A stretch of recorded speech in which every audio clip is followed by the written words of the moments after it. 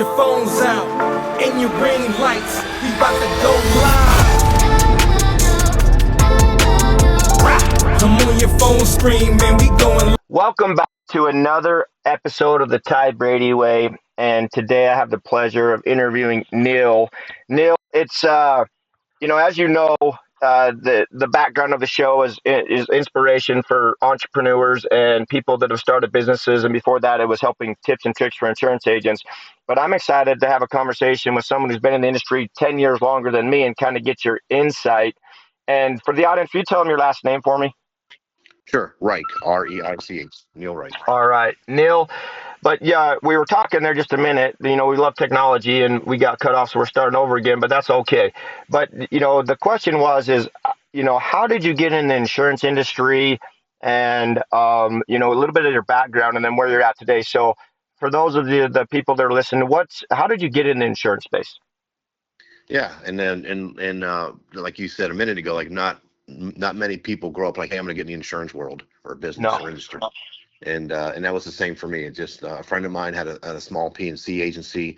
I started a family at a young age. I was 21 years old and got my insurance license and went to go work for him. He offered me a position and went to go work for him and learned the P&C side. And as I was doing that, I had some friends of mine that started working for Humana Insurance Company in Tampa, Florida, selling Medicare.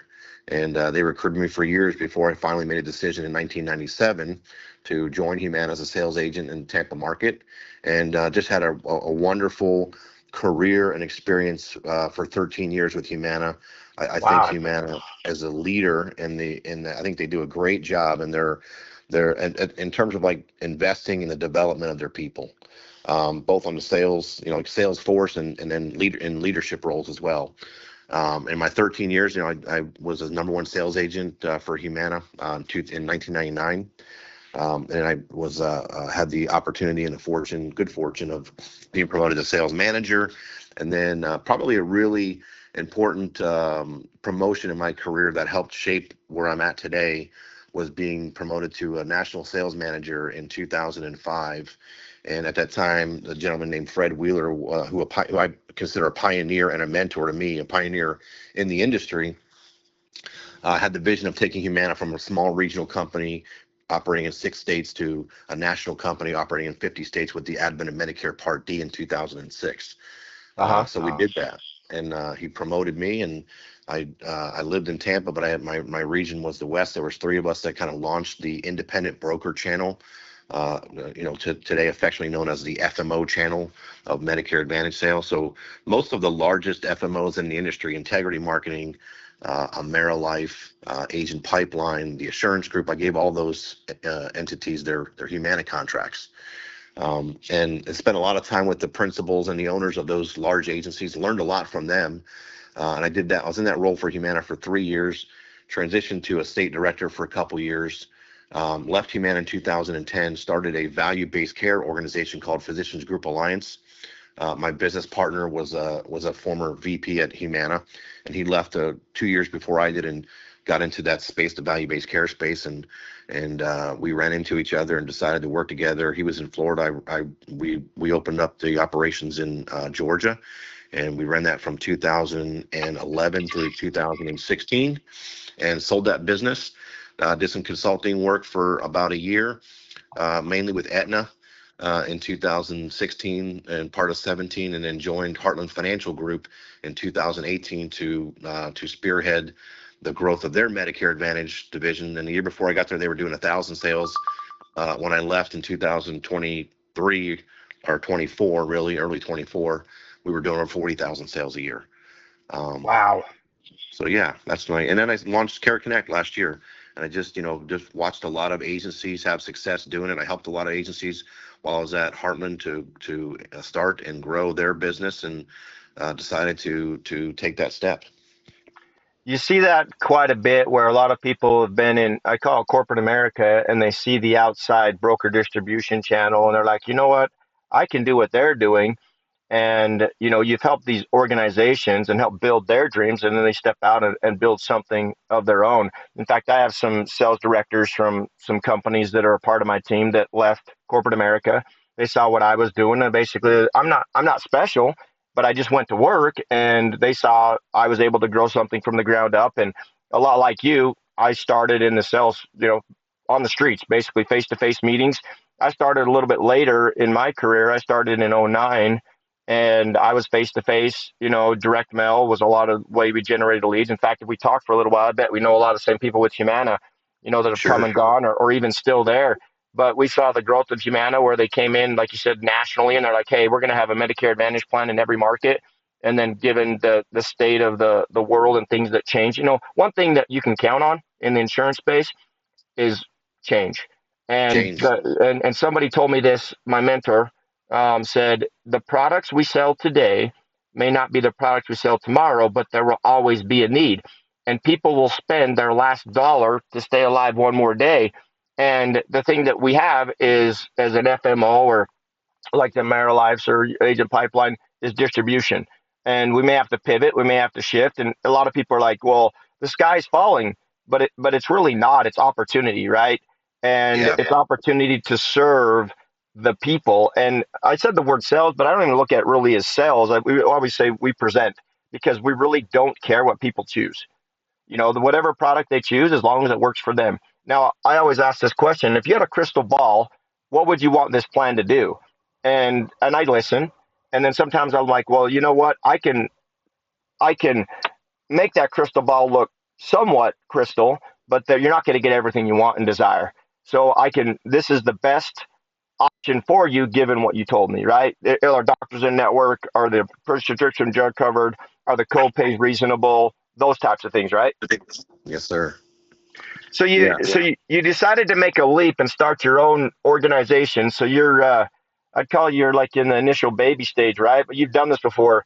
So in what going from corporate America to say, yeah, I'm going to do this on my own. What does that transition look like for you? Yeah, great question. And as you sit in that corporate seat, and you watch people launch an agency and start an agency and grow an agency and have success, and you sit in your corporate chair in that world, and you're like, man, I can do that. Like I can do the same thing. And then stepping out and doing it, for me personally, I gain a lot of respect for those that have done it like yourself. Just it's because it's tougher than you think, right? Hmm. Being a business owner, being an entrepreneur it's not an easy road. And we've done great. I mean, our first year in business, we're close to 6 million in revenue. We were profitable at the end of 2024. We grew payroll. We built infrastructure. We're scaling. So we've taken on some payroll. Sales have kind of slowed down here the last couple months. So, we're not profitable right now, and that's where you kind of gain that appreciation and respect for business owners because, it is difficult because it's, when's the right time to scale? When's the right time to invest? When's the right time to make decisions on pivoting to a new lead vendor or those kind of things? Because those are impactful decisions that you make. We've had a lot of bumps along the way. When we launched Care Connect, when I launched Care Connect a year ago, I made the decision to do both agents selling over the phone in a virtual setting, and then Hmm. agents on the field side. And my background is all field, very little experience or exposure to the virtual sales side or over the phone sales side. So, learned a lot about that. Those are two totally different animals, the field versus the call center. But I read an article in January that said over 70% of enrollments that happened during AP happened over the phone. I don't know if that's accurate or not. It seems like it's a little high, but the fact is, consumers, those consumers that we serve and we interact with on a daily basis, being 65 and older, they've demonstrated a willingness to do business over the phone. And I think it's important to have both those channels. So I know I'm long-winded answer here, but for me, it's been a little more challenging than I anticipated. I've learned a lot, and I have a lot of resources and people that have done it that I'm fortunate enough to know and been able to kind of lean on them for advice and guidance. And I think that you mentioned a minute ago, a lot of people right now are like the sky is falling. And I see and hear the same thing. There's a lot of change happening in our industry, and you said this also a minute ago. That's the one constant in our business is change. It's always going to change. I think right now, as it relates in the Medicare Advantage landscape, there's probably more change in one at one time going on at the same time than I can ever remember in 27 years in the industry. It's just a lot of change. And then just you throw in some of the compliance things, you throw in some of the lawsuits that were recently announced against some of the carriers, planned exit, disruption. And a lot of people's reaction is like what you said, the sky is falling. But with that, and you said this perfectly, it creates opportunity, and I see that. I mean, I see people right now that are turning their backs on Medicare and focusing on different products, whether it be life or ACA or whatever that might be. But the fact of the matter is that people that are on Medicare still need help, and if people are walking away, it just presents more opportunity for us that are staying. I wanted to point out a couple things. You said 70% of the people enrolled over the phone. Now, what I want to say by that is you got to take into consideration this is COVID really changed the game on how people are willing to interact. And more of my agents are enrolling people over the phone, but it's how do I say this? It still could have been a face to face, right? So Yeah. it's still having that relationship because we know the retention rate, at least with my organization, is 98.3%, very high. And most of my business, the agents did face to face. But usually, if you do business face to face, the next conversation is, "Hey, we can do this over Zoom or Skype." Now it's out the window. But people are willing to engage that way, and I would say they have to take the numbers and basically say, okay, which ones were basically call centers where they do 100% of their business, over the phone, and how do they separate that with people that may do a mix? And but it's so much opportunity because when I started, and as you know, it was paper applications. You had to fax it in, and now you Yeah. can do text sign, DocuSign, all these different ways to sign an application. And at the end of the day, people just want to know that you're going to be able to take care of them and provide a service when they have a question or a call. So I mean, it may be a little high, depending on how they skewed the numbers. And I'm also convinced that no matter what you're looking for, if you look hard enough, you'll find the information to control your narrative. And it's so, but it doesn't, I mean, there is a need, right? Because there's some people that don't want to do business face to face. In fact, I've seen more enrollments done at an office where people want to come into an office to make sure you're legitimate. I think part of that has to do with the industry as a whole. Just, so many seniors are afraid they're going to get scammed or they feel like they're going to be, taken advantage of, but that's not the case. But one of the things that also is that, when you talk about the biggest Medicare Advantage provider in the country, they have less than 80,000 contracted agents. And that number blows my mind because of how many Medicare recipients are out there and how many of them are doing nothing. And you've heard this number currently today. There's 50 million Americans on Medicare, 50 million. And out of Yeah. that 50 million, only about 30% of them actually make a choice of some kind. And recently we did a home and garden show, and it was amazing to me how many people were just had a red, white, and blue card, had no idea what their risk was with their insurance, and they just basically thought, "Oh, I got enrolled, I'm good," right? They didn't go any further or investigate if there was any options. And you sit down with a consumer and you show them what their options are. Like, well, how come nobody told me? Well, those options are out there. They've never seen them or heard them before. That's a man, that's a remarkable statistic. I mean, so home and garden show, and then you uncovered that, and yeah, I mean, and to your point, I mean, 50 million people on Medicare and 80,000 agents that are contracted. It's not enough, right? And Yep. and I think to the point that the article that I read and the point you kind of came and made with me is seniors are willing to do business over the phone, and I think congratulations to you on your retention at 98%. That's incredible and remarkable, and that's a great accomplishment. So congratulations on that. And I think that as it relates to like business over the phone, I mean that's like the secret or the thing that needs to be determined, figured out. Like how do you improve retention rates for over the phone sales? Because, and again, we're doing both. We're doing in the field and we're doing over the phone. And over the phone, our retention is in the 50% range. It's not even 60%. Yeah. But in the field, we're not at 98, but we're at like 88, 89, which I feel is good, and I feel good about.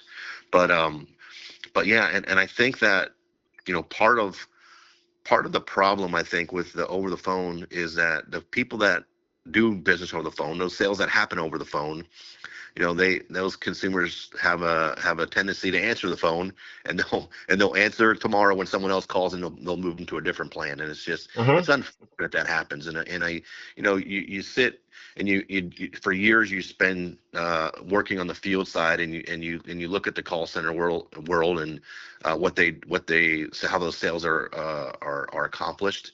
And it's like it kind of gives you a bad taste, and then you jump into it and you're doing it, and you realize it's like that's part of like the problem or the issue is that the folks that answer the phone, they're getting called from so many different people daily, and they might do 3 or 4 or 5 or 6 enrollments during the AEP, and we all know how that works. It's like the last app in is the one that's counted, right? So you might enroll someone on October 15th or October 20th, and then they talk to someone else in November and someone else in November, and then finally they finally talk to someone again in December, and that's that last app in. So they might enroll several different times.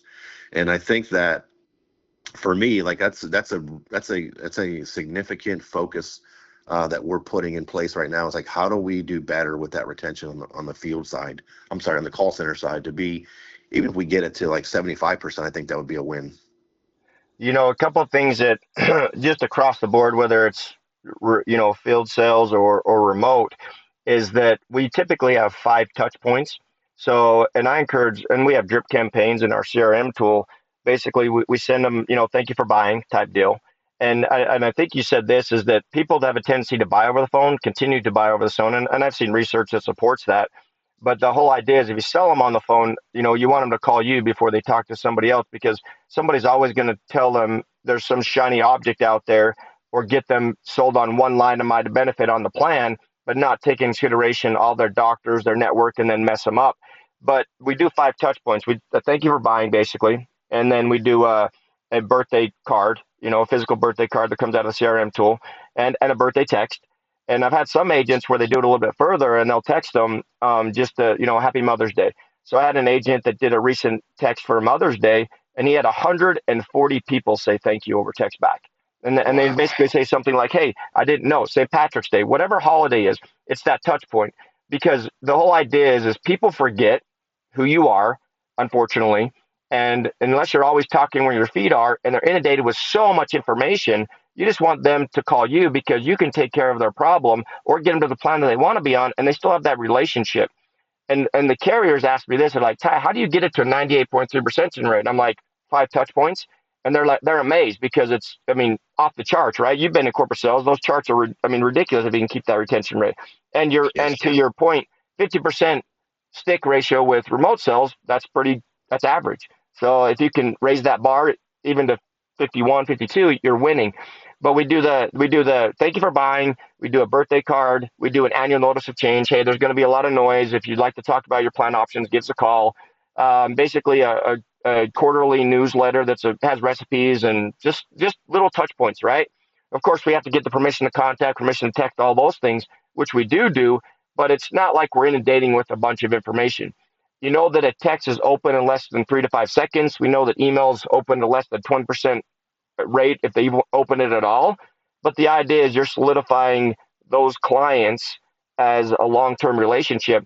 And there's a lot of agents, they're like, why don't my clients call me? I'm like, that's a mistake. You think about the renewals, right? Whatever you get paid per head per that member, that could last for 13.4 years, the national average that somebody stays on a plan. So why wouldn't I want to take that call? Do I want to go out and write another 100 applications or just keep the 100 clients I have? So we put a lot of emphasis on that conversation of, retention. How do we keep them on the books? What do we need to say? How do we engage? And typically when a member calls, I have 850 policyholders myself. I haven't sold in probably 6 years. I help agents sell, but put a policy in my name.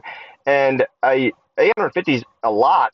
But the idea is that I want to make sure that I'm fresh and just make sure the agents are as well with what's going on in the field.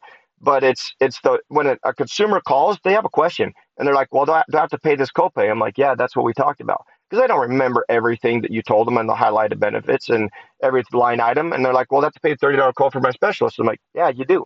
So those are and sometimes they just want reassurance. Sometimes I get a call like, do I have to pay this $5,000 bill? I'm like, no, stop. Something's wrong. Come to find out, they didn't bill the insurance.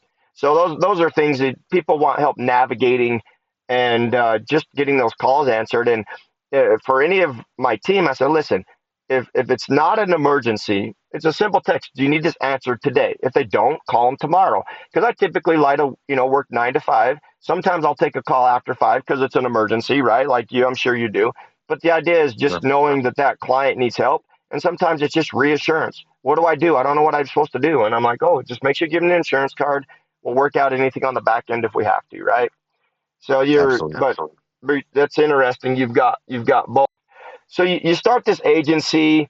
What I mean, you've had some success. You're working on, continuing to grow. As you've been going through these steps as an entrepreneur, you're out of corporate sales.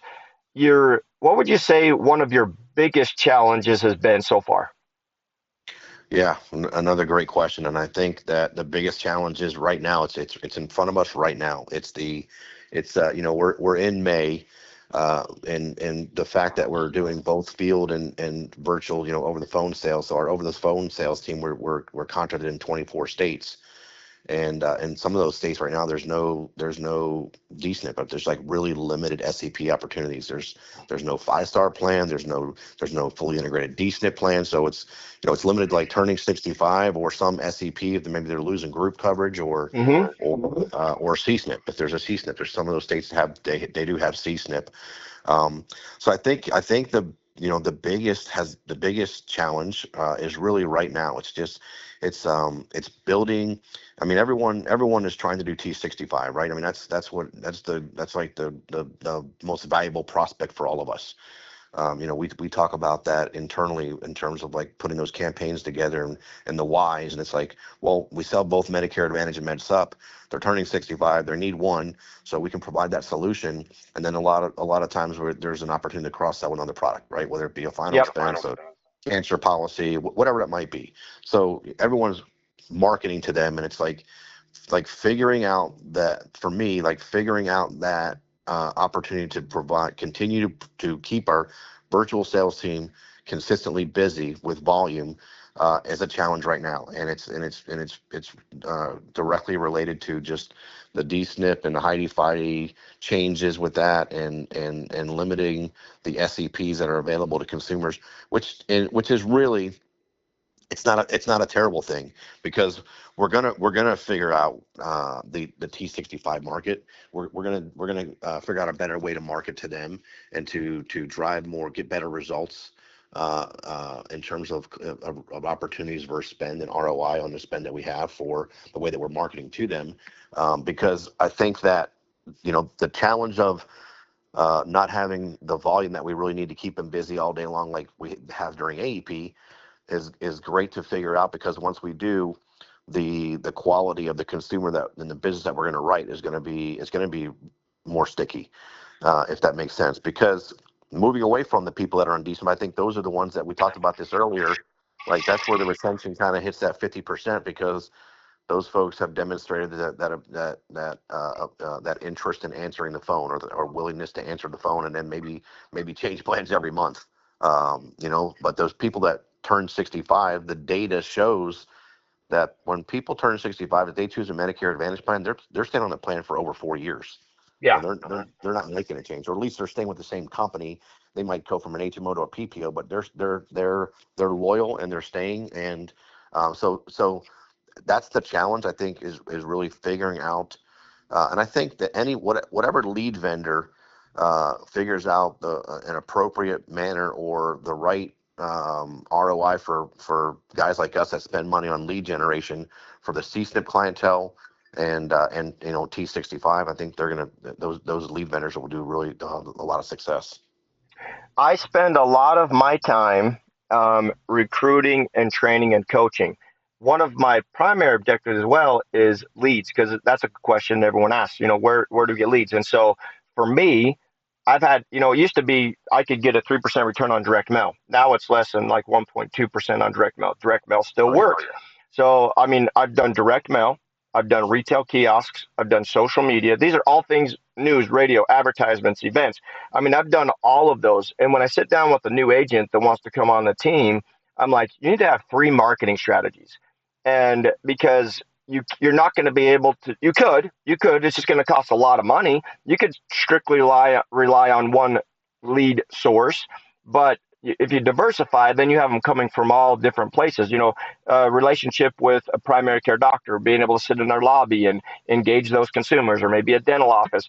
But the game has definitely changed, and it's always changing. Like you said, it's like, how do you, that vendor that finds out that formula where the ROI versus the lead cost, right? They figure that out and generate it at a high volume. They're going to have people wanting those leads, because we're always looking for more people, especially with the restrictions we have on marketing. And a lot of people don't people are like, why haven't you talked to me? Why didn't you tell everybody about this? I'm like, because we're restricted on, I have to do it the right way. So they don't want me, I can't. I tell them, for instance, I said, you can't be out knocking doors for Medicare Advantage. And they said, you can? I said, no. I said, because, that's something that's compliance, and I don't want to get in a compliance issue. I said, so you have to respond to a direct mail. It can't be a cold call where I'm just picking a list out of the yellow pages or buying a lead list. You had to have engaged somehow saying you want an agent to call you. And it has to be specific. You agree that a licensed agent will be contacting you. And all of our, that with all of our lead vendors. And so it's just interesting how you're dealing with some of the same issues. And again, it's always changing, just like the insurance space. Lead opportunity to marketing is always changing. Always. And same thing you said. I mean, when I was at Heartland, 3 years ago, we were experiencing the same thing on direct mail, 3%, sometimes 3.5%.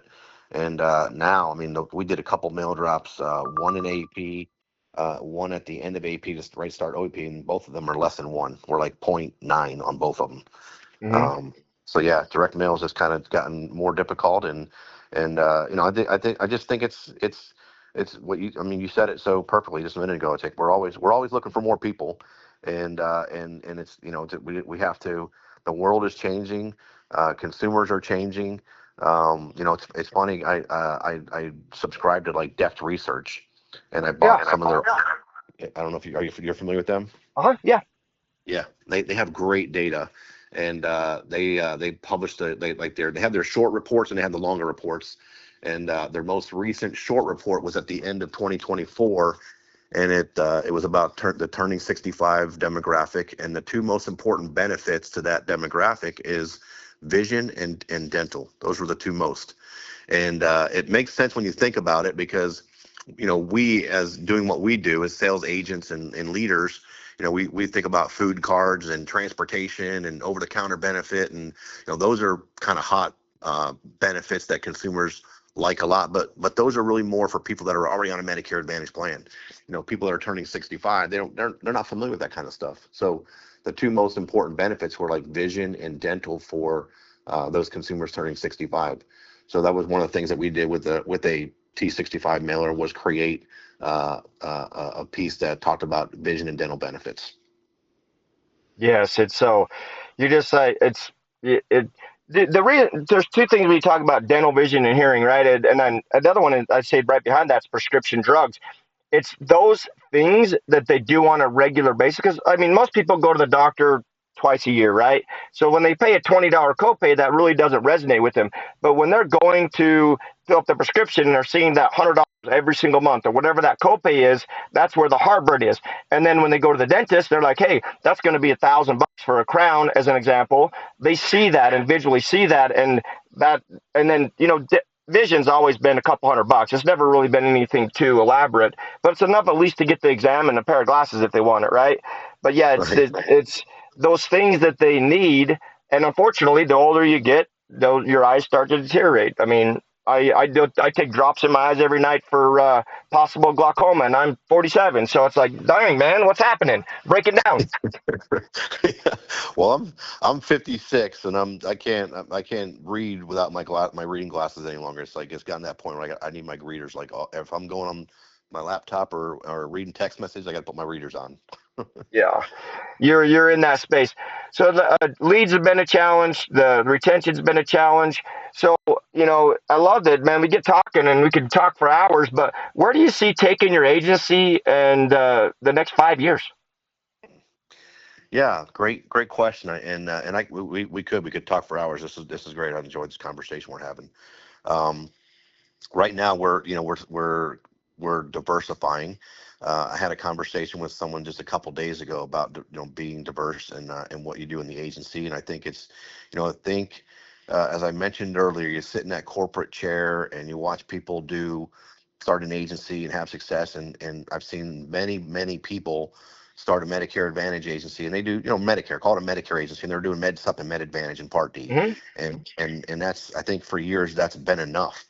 I think it's not enough right now. I think that you made mention and made the point of 50 plus million people on Medicare, 80,000 contracted agents. There's not enough, but I still feel like the Medicare consumer or prospect is really, they are getting marketed by everyone every day. They're getting the mail. There's commercials. There's calls. I mean, it's like an ongoing, nonstop thing. And I think that if you're not diverse right now, if you don't diversify right now, you're most likely gonna be left behind. I think that the days of just doing that one product, being able to just focus on Medicare and having success, it's not that they're over, but I think it just makes sense to build out the other verticals. Like we're doing IULs, we're doing full ancillary. So our ancillary is consistent or made up of hospital indemnity, cancer, standalone short-term disability, stay-at-home or home health, standalone home health product. So we have all of that, and we're doing a little bit of final expense, but we're doing more IUL, and that IUL it's actually a whole different consumer for us. I mean, it's not seniors, it's not even like 50s, it's like 40s. IUL is really a 40, and we're trying to find a lot of the 40-year-olds, the 40-year-olds that are small business owners. I think in IULs it makes a whole lot of sense. It's a great product for that individual, those individuals. So obviously it's going to be, the background is Medicare Advantage. We're going to continue to focus on that and scale to take advantage of that or grow sales in the Medicare Advantage vertical, but also building out those other verticals that we can cross sell, which as we've been talking about, is in ways to improve retention percentages. The data shows that as well, right? The more products that you sell one consumer, the more likely they're going to stay with you and be a client. So building out those additional verticals and products. And the other thing that I'm focused on for the agency, for all of our agents, all of our partners, I mentioned my background before, and I had a 6-year stint where I was a managing partner of a value-based care organization. We get aligned with value-based care. I think that, and I mentioned this to you earlier too, before we got on the recording, but my company was called Care Connect Advisors, and I had that name for over a year. And then the state of Florida, where I'm domiciled at, came back and said I had to change the name and take advisors out of there. So now it's Care Connect Agency, but I named it Care Connect Advisors initially because I want to be perceived in the market as advisors, not salespeople, but we're here to advise our consumers, and give them that guidance and insight.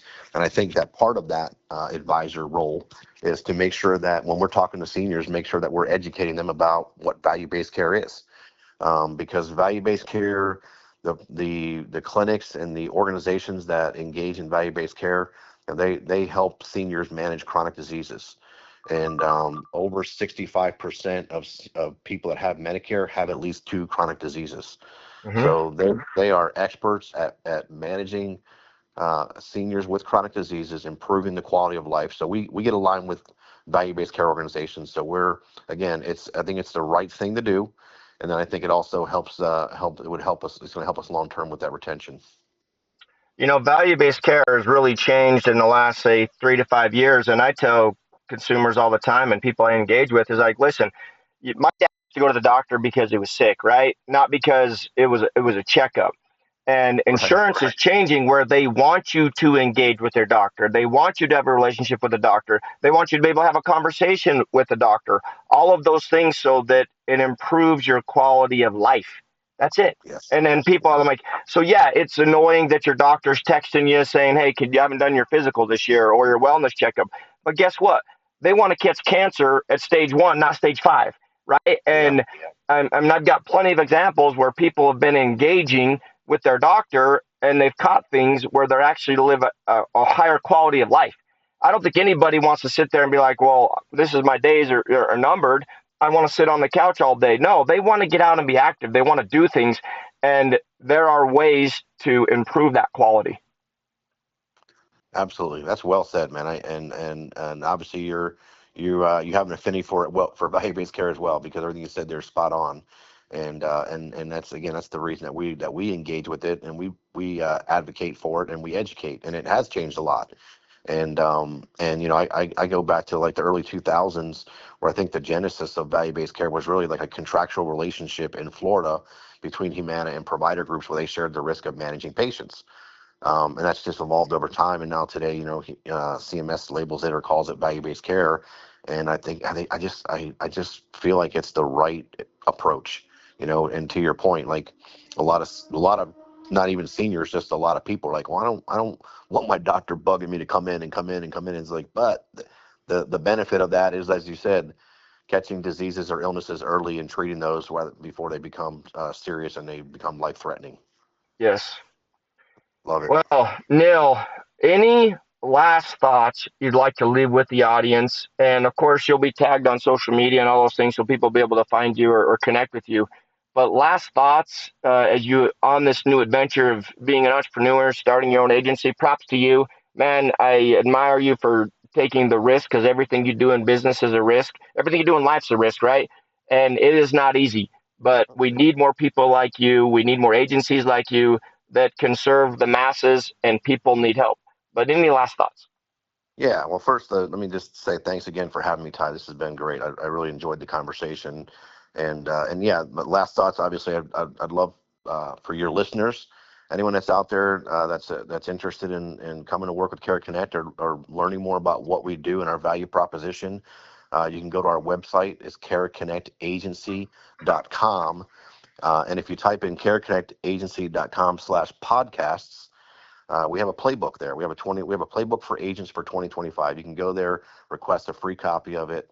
Obviously, there's a form to fill out. So, we're going to want to connect with you. We want to send you the playbook, but then even just connect with you, because the approach that I've taken here at Care Connect is in recruiting agents is, my first couple questions are like, what are your goals? What do you want to accomplish in the next 1 year, 3 year, 5 years? Where do you see yourself in that same time frame? And let's work on a strategy and a plan to help you accomplish your goals, rather than just saying, well, here's what we do for agents, and just making it a cookie cutter kind of a thing. Like, here's what we always offer. Here's what we always do.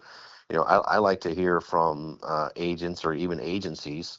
What are their goals? Like, what do they want to do? And is there a way for us to get aligned, and for me to provide you some value, or for you to provide us some value? Where, I'm good aligning either way, whatever way makes sense. So, yeah, just go to our website, careconnectagency.com/podcasts.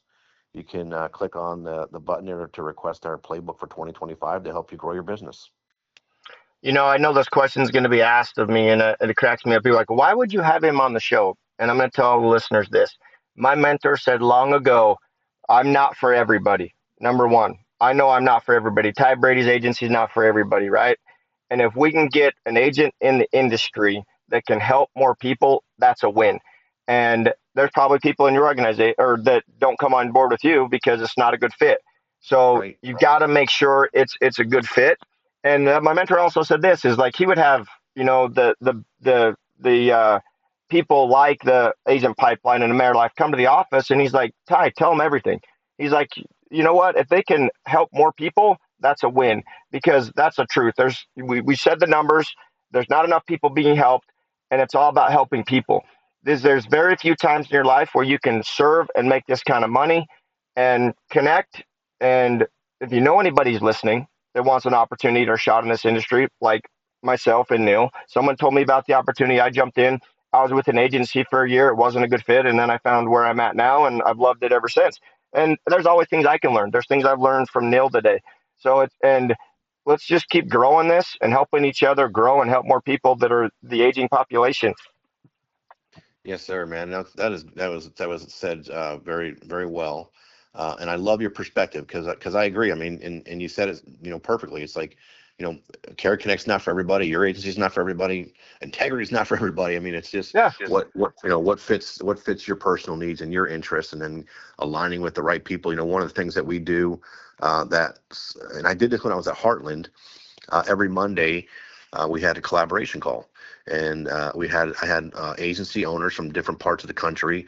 I had a 9 o'clock call, I had a 10 o'clock call, I had an 11 o'clock call, I had a 2 o'clock call, I had a 3 o'clock call every Monday, and for different time zones, and invited agency owners from different parts of the country, different states, some in Florida, some in Georgia, some in Illinois, some in North Carolina, and just talk about what's happening in their market. And we would spend an hour just collaborating, talking, brainstorming, and to your point, like, you know, share share the things that are working for you, because, you know, there's 50 plus million people on Medicare that need help, and if we can improve by collaborating together, everybody wins.